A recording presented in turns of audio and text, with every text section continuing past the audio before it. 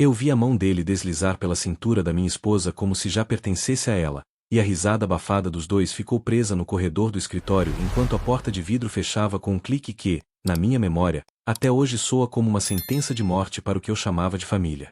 Era a festa de fim de ano da empresa, luzinhas piscando, música alta, brindes, e eu parado a menos de 5 metros do depósito onde Camila e o chefe dela, Renato Barros, se engoliam como se o mundo fosse acabar antes da troca de turno. Não gritei, não invadi, não derrubei ninguém na mesa de frios, apesar do sangue quente batendo no ouvido e do gosto de ferro na boca. Aprendi do jeito mais duro que um ataque de fúria pode custar uma vida inteira com a minha filha, e eu não ia pagar esse preço outra vez. Antes de continuar, comenta eu confrontaria na hora ou eu planejo em silêncio. Qual seria a decisão naquele corredor se estivesse no meu lugar, e por quê? Meu nome é Lucas Araújo, 37 anos, mestre de obras e restaurador de estruturas antigas no interior de Minas Gerais, numa cidade que todo mundo chama de Santa Aurora porque aqui as fofocas nascem antes do sol e morrem só depois do último café da tarde. Naquela noite, eu segurei o copo com tanta força que pensei que o plástico ia ceder e estourar no meu punho, mas só o que estourou foi a ilusão de que o amor resiste a tudo quando uma pessoa decide que quer menos verdade e mais brilho fácil. Dei meia volta, atravessei o salão enquanto alguém puxava evidências no karaokê, e fui embora para casa com o peito vazio e a cabeça cheia de planos que ainda não tinham nome, só uma certeza: eu não ia perder a cabeça, eu ia recuperar a vida. Camila chegou tarde, com o batom borrado mais pelo descuido do que pela pressa, e quando perguntou por que eu estava no escuro, eu disse que a luz do abajur era suficiente para ver tudo o que importava naquela casa.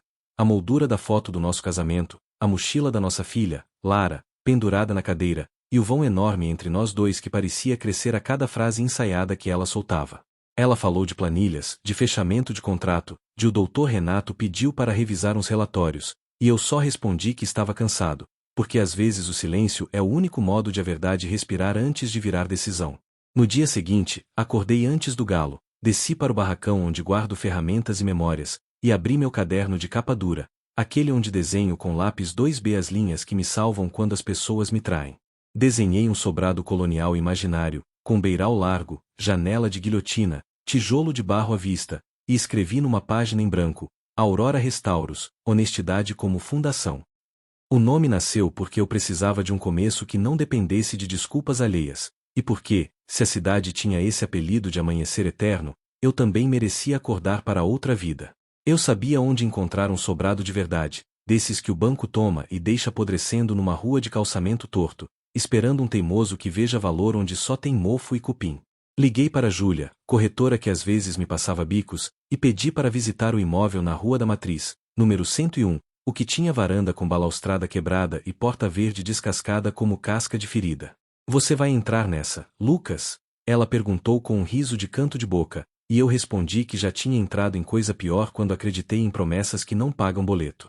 Assinei os papéis do financiamento com uma mão firme que eu não sentia desde antes de perder o sono, e quando peguei a chave, o som do metal no molho foi mais bonito que qualquer música de festa. Significava que eu estava apostando em mim. Em casa, Camila fez uma cena ensaiada, falou de responsabilidade, de você devia ter conversado comigo, e eu devolvi com a calma que dá medo. Conversar é diferente de mentir. Hoje prefiro paredes tortas que eu posso endireitar a juramentos retos que apodreceram por dentro. A Lara, com 9 anos e um sorriso que salva dia ruim, veio me perguntar se podia me ajudar a lixar madeira no sábado, e eu disse que sim, que sempre, porque mão de criança em tábua velha vira lembrança boa até quando a vida resolve chiar. Botei um avental pequeno nela, escrevi a ajudante-chefe com canetão e deixei que o pó de madeira escondesse por alguns minutos a vontade de perguntar a Camila detalhes que só iam fazer ferida mais funda. Na primeira visita ao sobrado, as paredes cheiravam a abandono e as janelas chiavam como se reclamassem de ter sido deixadas tanto tempo fechadas, mas o assoalho do corredor, quando recebeu meu passo, respondeu com um estalo que parecia dizer ainda vale a pena. Subi devagar, mão no corrimão gasto, e prometi em voz baixa que devolveria dignidade àquela casa e, dentro dela, a mim mesmo, porque às vezes o único jeito de restaurar a alma é começar pelo que as mãos alcançam. Foi nesse mesmo dia que um amigo antigo, o Nando, eletricista que já viu de tudo nesta cidade, me contou no balcão do armazém que a Barros Engenharia, a empresa do tal doutor Renato, vinha fechando contrato cobrando por material de primeira e entregando material de segunda, com nota fria e laudo amigo de fiscal conhecido. Todo mundo comenta, mas ninguém prova, ele disse, soprando café e o boato ao mesmo tempo, e eu guardei a informação no bolso do peito onde carrego a coragem que me faltou naquela porta de vidro. Eu não queria ser policial, promotor, juiz de ninguém. Queria só trabalhar em paz, criar a Lara, dormir sem nó na garganta, mas a vida tem mania de empurrar a gente para o lugar certo quando a mentira alheia ameaça a nossa obra. Comecei discreto. Revi orçamentos antigos em que trabalhei como terceirizado da Barros Engenharia, comparei listas de material, anotei marca, gramatura, diferença de preço, apertei o lápis até o dedo doer quando via que o orçamento dizia vergalhão K50 e no canteiro entrava um K25 mambembe. Comenta a verdade acima de tudo se acha que a gente deve juntar prova antes de falar, e diz nos comentários, você denunciaria de forma anônima ou faria uma exposição pública com nomes e datas? Um nome começou a pular de papel em papel. Alcides Nogueira, engenheiro de segurança que assinava laudo como quem assina canhoto de recibo, sempre rápido, sempre igual, sempre aprovado até quando a tinta mal secou no reboco.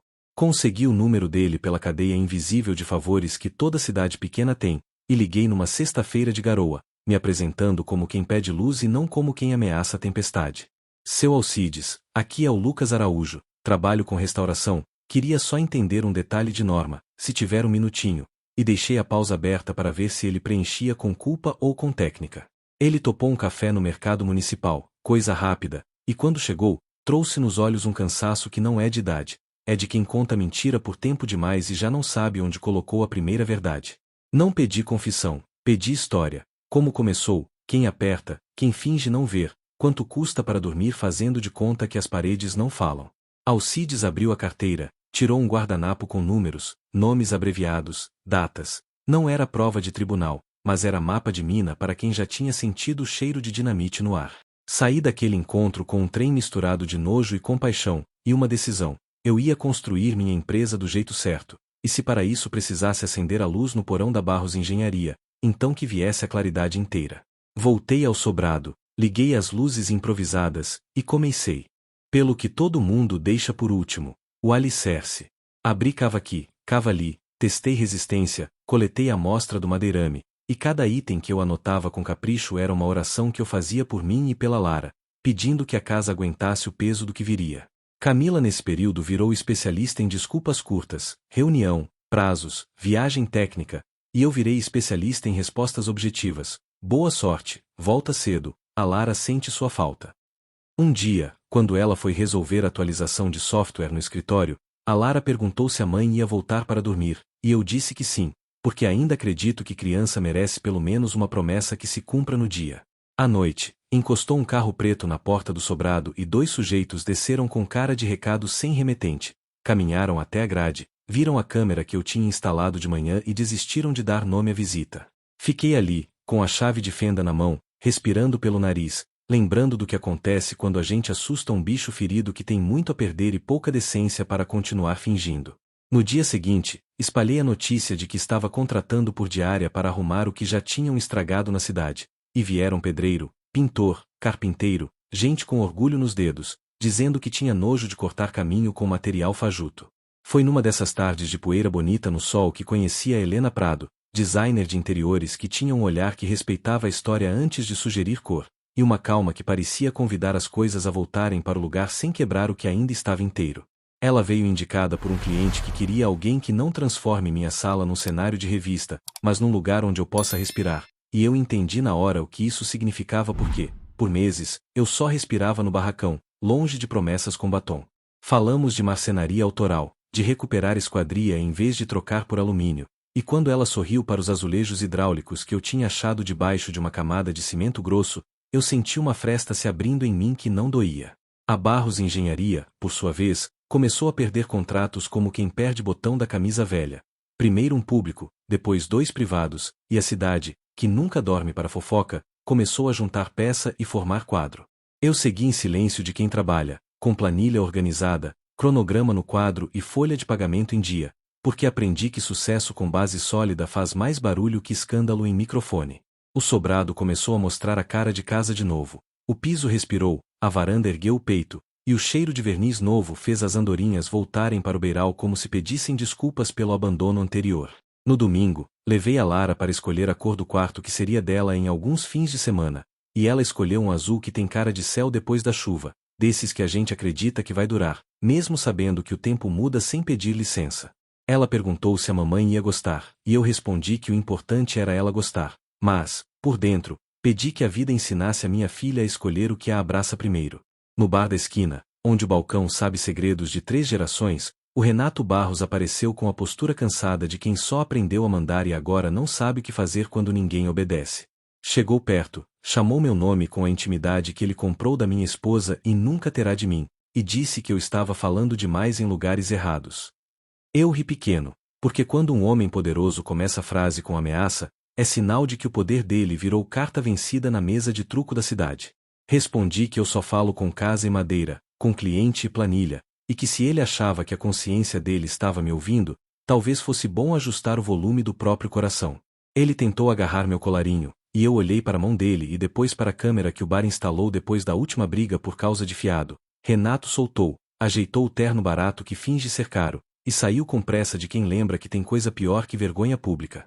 Na segunda de manhã, bati na porta de um conhecido no Ministério Público local, um cara sério que joga bola com meu cunhado e que não troca favor por prova. Deixei com ele um envelope com cópias, datas, comparações e uma lista de gente que teria mais medo de perder a própria alma do que o emprego, se a verdade finalmente saísse no jornal. Voltei para a obra e para a vida, porque a pior coisa que a gente pode fazer quando aponta farol para rato é parar de trabalhar. Eles fogem sozinhos quando a claridade chega. No fim da tarde, a Helena passou na obra com um bolo que a avó dela ensinou a fazer e que tem gosto de quintal e infância, e ficou me vendo assentar a última tábua do dia com o silêncio que descansava. Ela perguntou, como quem pergunta para si mesma, se eu acreditava que dá para restaurar confiança do mesmo jeito que a gente restaura uma casa, e eu respondi que sim, mas que às vezes é melhor construir outra do zero com material de origem conhecida. Ela sorriu como quem concorda sem pressa, e eu senti que, pela primeira vez em muito tempo, uma possibilidade bonita não parecia uma armadilha. Quando cheguei em casa, Camila estava na sala, olhos vermelhos, dizendo que tudo isso é perseguição política, que o doutor Renato é um homem de bem, e eu olhei para Lara brincando no tapete e escolhi a resposta que protege sem mentir. O que é de pedra não se abala com vento, se desabar, é porque era areia. Dormi com um barulho bom de obra bem feita no ouvido e com um pensamento que me deu paz. Eu não precisava mais provar nada para quem não respeitou o que eu construí, só precisava continuar firme para quem ainda acredita que vale a pena. Comenta, segue firme se está torcendo para o sobrado ficar pronto e diz nos comentários o que você acha que deve acontecer quando a verdade sobre a Barros Engenharia vier à tona. Confronto público, justiça silenciosa ou os dois? A notícia não veio como uma bomba, veio como uma infiltração, silenciosa, persistente, aparecendo primeiro como mancha no canto do jornal local e depois como rachadura que ninguém consegue ignorar no grupo de WhatsApp da cidade inteira. Operação da promotoria investiga irregularidades em contratos da Barros Engenharia, dizia a manchete tímida, mas, entre os comentários, o timbre era de vendaval, gente lembrando obra entregue pela metade, pintura que descascou em 6 meses, cerâmica oca que estourou como casca de ovo. Eu li, respirei fundo, e voltei ao sobrado, porque aprendi que vitória que presta não é a do grito, é a do serviço entregue com assinatura limpa e recibo pago em dia. Nas semanas seguintes, a vigilância em cima de mim aumentou, daqueles que preferem a sombra da ameaça à luz da explicação, mas eu já tinha posto holofote o suficiente no meu canteiro para espantar morcego com vocação de fiscal do mal. Instalei câmera atrás de câmera, comprei cadeado que parecia exagero e pedi ao Zé da Ronda, policial aposentado com moral de professor, para passar na obra sempre que desse, de manhã e de tardezinha, só para lembrar ao azar que ali tinha gente acordada. Quem trabalha certo não tem medo de plateia, e plateia foi o que não faltou quando os curiosos começaram a aparecer na calçada para ver o sobrado ressuscitar do próprio pó, batendo palma baixinho quando eu assentei a esquadria final do janelão da frente como se fosse gol na prorrogação. Camila, nesse interlúdio, virou especialista em voltar com desculpas que vestiam roupa de carinho. Trazia pão de queijo ainda quente, perguntava da minha mãe, lembrava dos nossos verões em Capitólio, como quem pendura retrato antigo para ver se a moldura engana a falta de parede. Eu respondia com a educação que se deve a quem dividiu teto e história, mas sem oferecer a cadeira que sugere permanência. Quem trai não pode sentar onde a verdade descansa. Aprendi isso como quem queima a mão e aprende para sempre a distância do fogo. Ela chorou uma vez, dessas lágrimas que não molham promessa, e disse que o Renato estava confuso, que eu estava distante há meses, e eu pensei que distância não se mede em metros, se mede em mentiras por minuto. Foi nessa toada que a primeira intimação formal chegou a Barros Engenharia, e a cidade ouviu o barulho da impressora da justiça cuspindo papel com a mesma atenção que dá a chuva depois de uma seca grande. O nome do Alcides Nogueira apareceu nas conversas, não no jornal ainda, mas nas bocas que conhecem a rua antes de virar notícia, e eu soube que o guardanapo de números dele tinha virado ponto de partida de algo maior do que a minha própria ferida. Não era sobre me vingar, era sobre parar uma avalanche que já tinha soterrado muita gente sem sobrenome famoso para pedir resgate no rádio. Helena entrou nessa etapa como quem chega num cômodo escuro e primeiro abre a janela antes de acender a luz, respeitando o caminho do sol onde quer que ele exista. Ela trouxe um álbum de referências com fotos de casinhas do centro histórico de Ouro Preto e tirou do bolso uma trena gasta que, segundo ela, já tinha medido o casamento que deu certo e estante que caiu com um livro demais de autoajuda. Ficávamos juntos até tarde decidindo o recorte do rodapé, a paginação do taco, o tom exato do verniz que deixasse a madeira falar sem gritar, e nos silêncios entre uma medição e outra, eu sentia um tipo de paz que não me pedia senha nem justificativa. Uma tarde, enquanto a poeira dançava no facho de luz, ela me perguntou se eu acreditava em promessa que não precisa de juramento, só de constância, e eu respondi que era o único tipo de promessa que eu ainda aceitava ouvir. Não pedi nada a ela, e ela não me prometeu nada. Construímos horário, parceria, respeito, como quem ergue forro com barro e fibra, leve para o olho, firme para o tempo.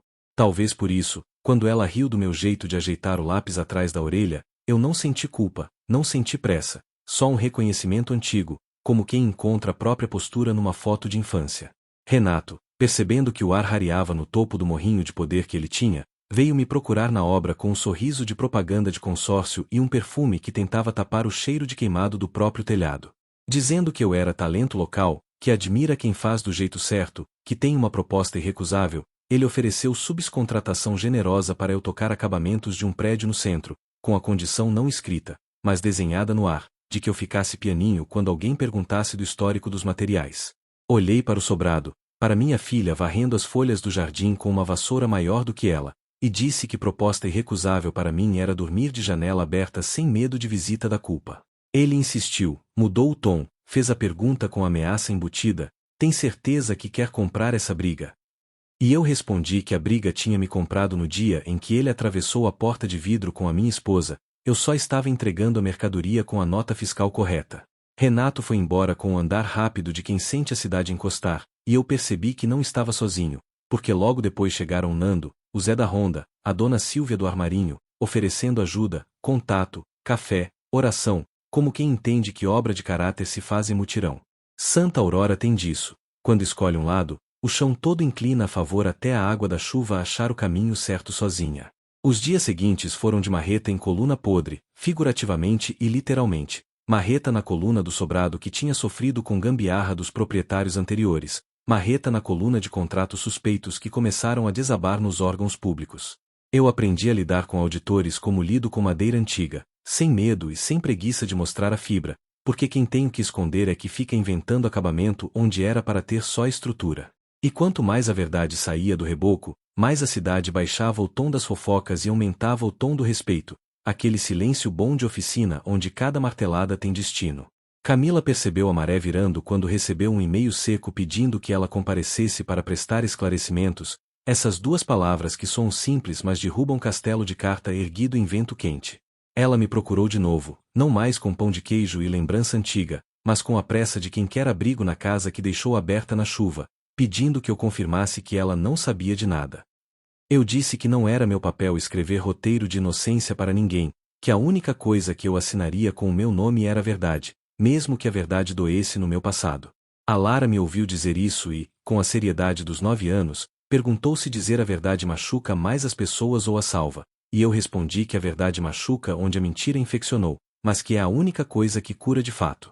Ela pensou, encostou a cabeça no meu braço, e disse que queria pintar uma casinha de passarinho para pendurar no beiral do sobrado quando ficasse pronto, para lembrar que casa boa é casa que acolhe.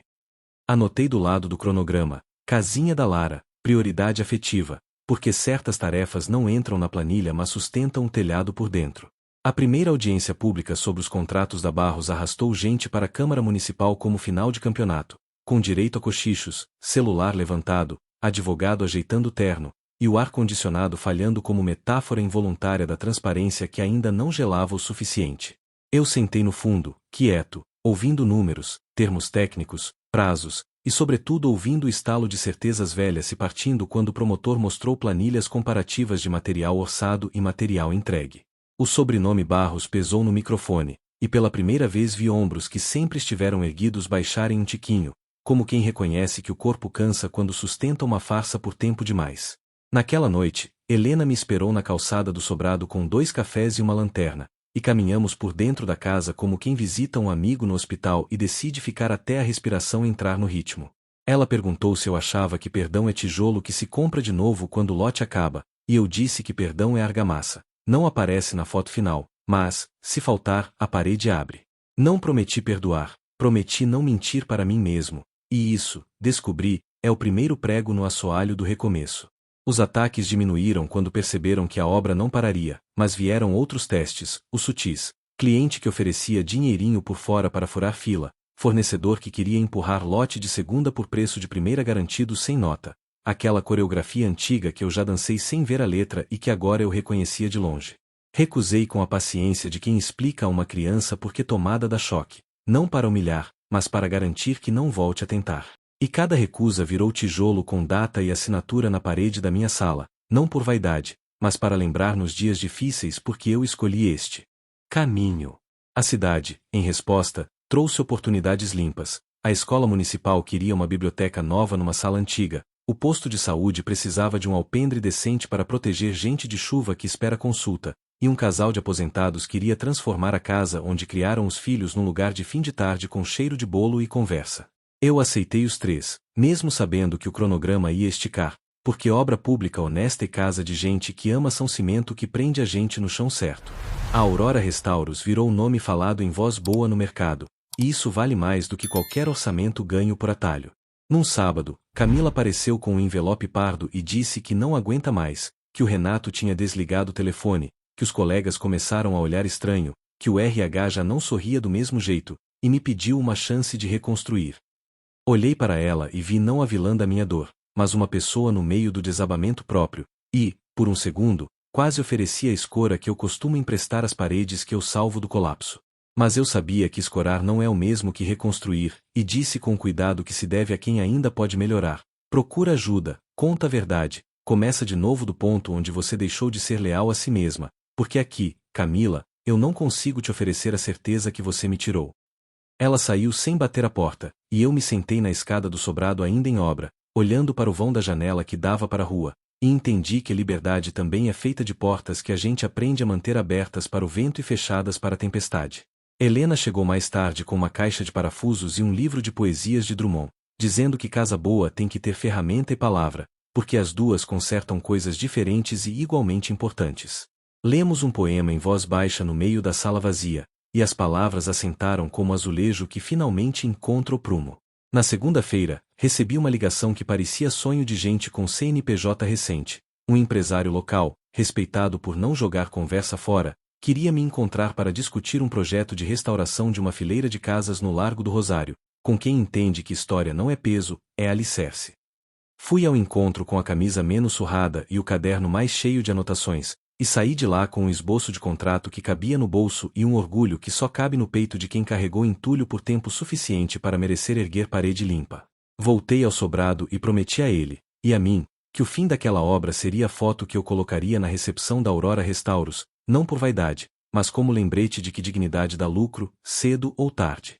Os jornais, enfim, ganharam coragem de falar o nome inteiro. Barros Engenharia sob investigação por fraude em materiais, notas frias e conluios de inspeção, com pedidos de bloqueio de bens e perícia em obras entregues nos últimos 5 anos. O barulho que isso fez não foi de fogos, foi de cadeado abrindo nos corações de quem desconfiava, de suspiro aliviado de quem foi chamado de exigente quando pediu nota detalhada e recebeu deboche. Eu li a reportagem sentado no degrau da varanda que agora tinha balaustrada nova, e a madeira de lei parecia vibrar sob minha mão, como se aprovasse a notícia do jeito que só matéria honesta prova quem a trata bem. Helena sugeriu que a gente fizesse uma pequena inauguração simbólica do sobrado, mesmo antes de vender, convidando a vizinhança para um café com bolo e uma visita guiada, para mostrar que restaurar também é devolver ao bairro o que é do bairro. Topei, claro, porque casa tem espírito quando ecoa passos de gente, e, no dia marcado, a rua ganhou som de conversa boa, criança correndo atrás de bolinho de chuva e senhoras encostadas no gradil, avaliando o rejunte como quem avalia o futuro do país. No fim da tarde, a Lara pendurou a casinha de passarinho no beiral com a ajuda do Zé da Ronda, e o silêncio que se fez por um instante foi do tipo que a gente não encontra em lugar nenhum que se compra com pressa. Renato não apareceu nessa inauguração de bairro, mas apareceu na manchete do dia seguinte com óculos escuros e cara de quem não sabia onde enfiar as mãos sem parecer algemado na própria sombra. Os comentários no portal da cidade eram um mosaico. Alguns pediam cadeia, outros pediam justiça sem humilhação, muitos pediam auditoria geral, e alguns poucos ainda defendiam o homem de bem com a convicção de quem confundiu voz alta com verdade. Eu fechei o celular, porque justiça não se faz em caixa de comentários, e voltei a medir o alinhamento da porta da sala, lembrando que porta boa é a que abre sem render e fecha sem bater. Nessa noite, depois que todo mundo foi embora, fiquei eu e Helena no terraço olhando a cidade pequena respirar, com luz amarela nos postes e cachorro latindo longe, e senti que a minha vida tinha encontrado de novo um compasso que não me cobrava nada além do que eu podia dar. Ela encostou no parapeito, os cabelos presos de qualquer jeito, e me perguntou se eu acreditava que amor bom chega sem fazer barulho, como chuva que começa fina e encharca por merecimento, e eu respondi que, se um dia ele voltasse, eu não ia mandar entrar, mas também não ia trancar a porta.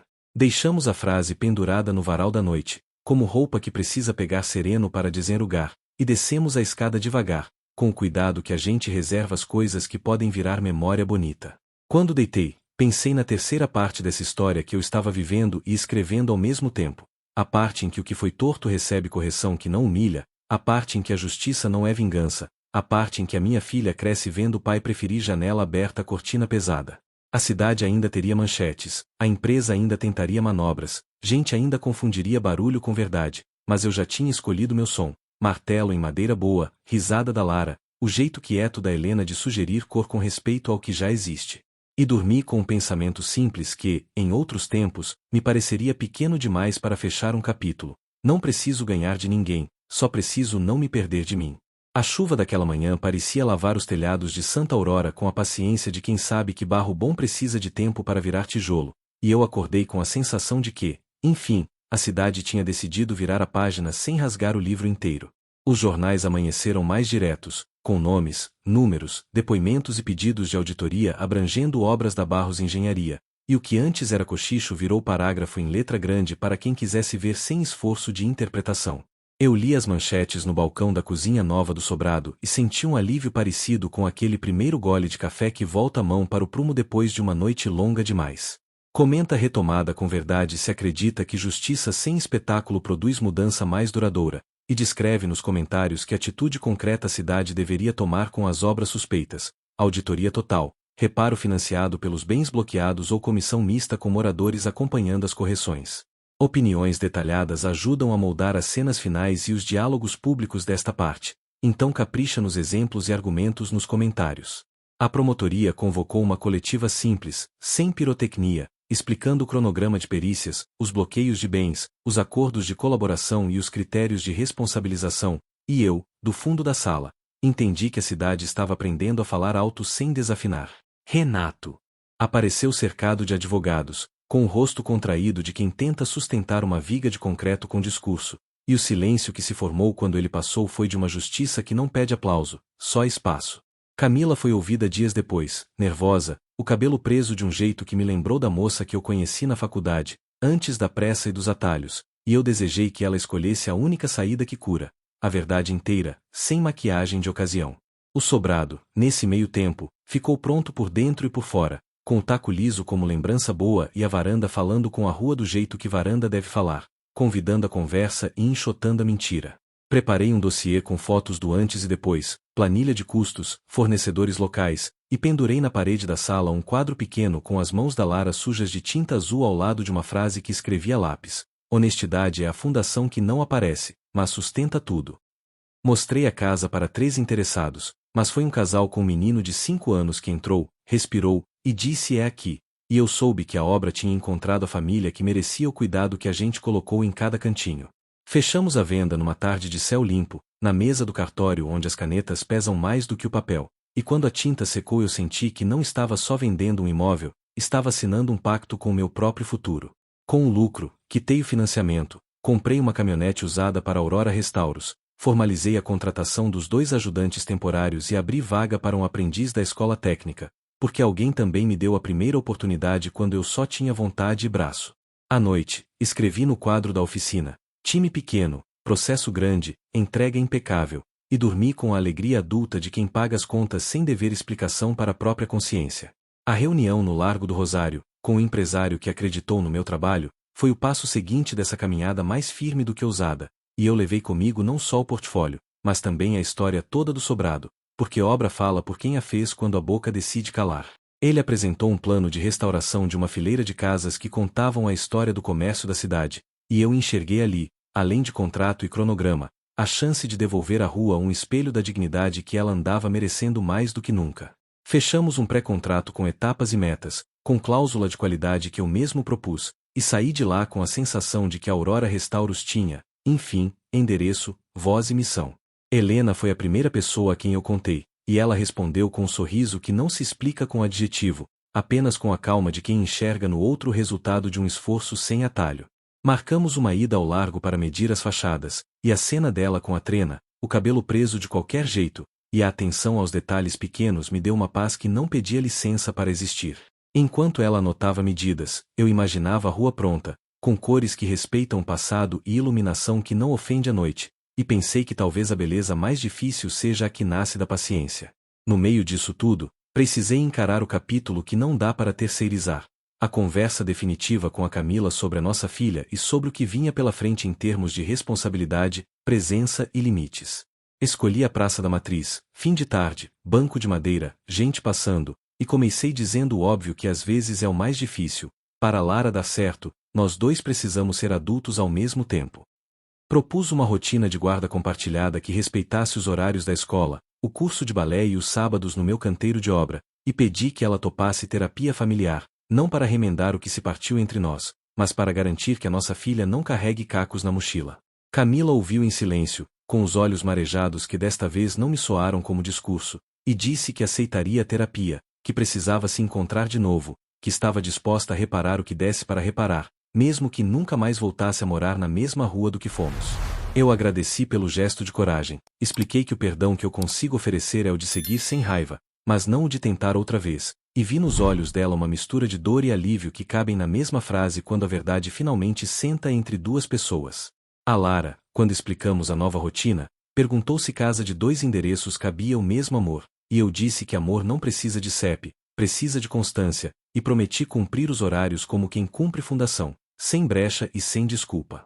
Algumas semanas depois, a promotoria anunciou uma força-tarefa para auditar e reparar as obras da Barros entregues nos últimos anos, com custeios saindo do bloqueio de bens e de um fundo garantidor criado para esse fim.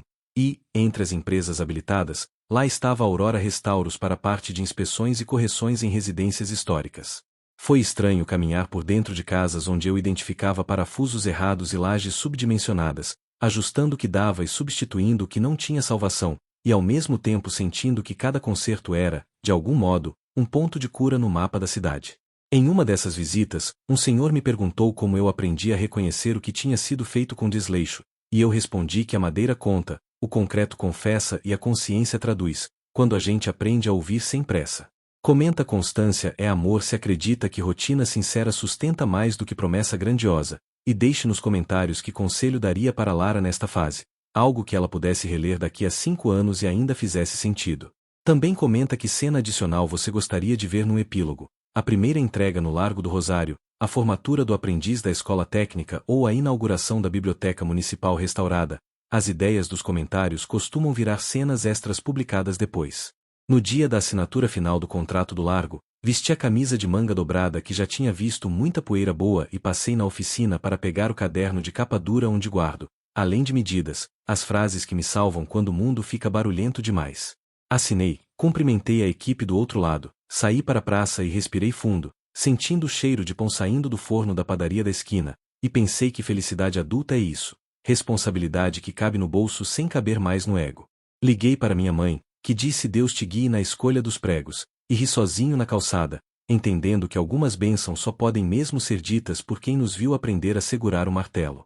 À noite, encostei na varanda do meu novo sobrado pequeno, mais perto da escola da Lara, e abri uma caixa com fotos antigas, separando o que vai para o baú de memórias da minha filha e o que precisa ir embora para a gente caber no presente sem tropeçar no passado.